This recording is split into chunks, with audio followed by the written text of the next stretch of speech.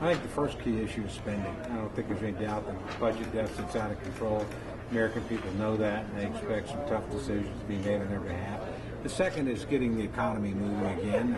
The president pushed through a stimulus package largely along partisan lines and promised if we passed it, we'd never see unemployment above 8%. Of course, we got to 10. We're at 9.7 now. So other than accumulate a great deal of debt, that policy clearly hasn't worked. And, finally, I think we're a country of war, and defending the country, maintaining the military, and making sure that we stay safe.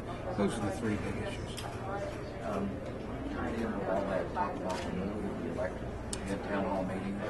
I think the electorate is very concerned about the country in an appropriate way.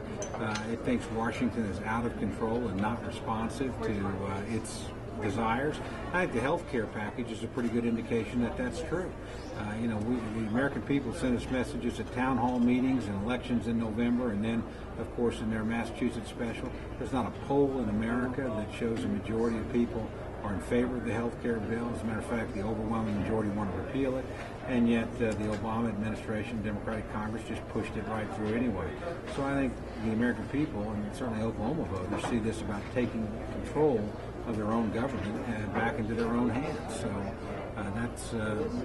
that concern is real, and I think again they want to make sure that the country is better for their children and their grandchildren. They feel like they got a country in pretty good shape from their grandparents and their parents. They feel an obligation to do the same thing, and are not confident that that's happening in Washington, D.C., and frankly, they're right to be concerned.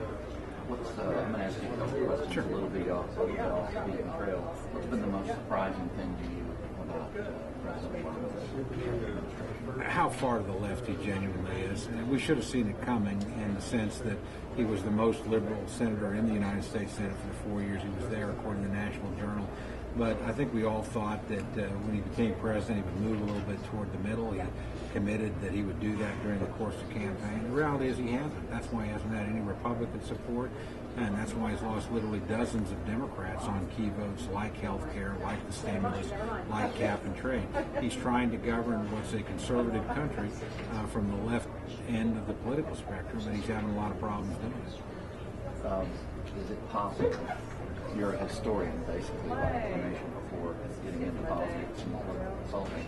Is it possible for the Republicans to blow it this year? Oh, it's always possible. Look, these are elections.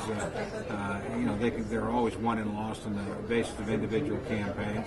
But there's no question this is as good an environment as the Republicans have had going into the election probably since 1994. So whether they take control or not of either house, I think is an open question. I think it's very unlikely in the Senate, given the fact that only a third of those seats are up and the majority of that third are Republican. But we have a chance in the House. And regardless of whether we take full control, I don't have any doubt we'll have the best year we've had since 1994. I mean, really substantial gains. So we got to go out and convince the American people that we'll do the things that we say, that we've learned some lessons while we've been in the wilderness for 4 years. If we do that, I think we've got a very good chance to be successful on election day. As somebody that's paid a lot of attention to foreign policy and defense issues, tell us about this recent event. Look, Israel has every right to try and make sure that weapons aren't sent to the Gaza Strip. They've lived with the consequences of that. Thousands of rockets fired by Hamas onto Israeli territory.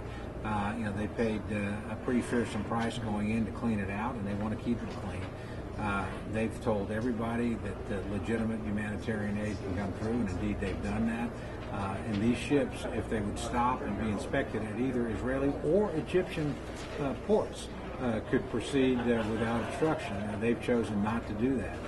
It's interesting that the Egyptians have every bit as much concern as the Israelis do about arming this particular group. So I think there's a little bit of a kangaroo world court underway where Israel is concerned, and I'm proud to see them stand up and defend themselves. I think they've got an obligation to do that as a government, and I'm confident they'll continue to do that. Thanks. You bet. Thank you.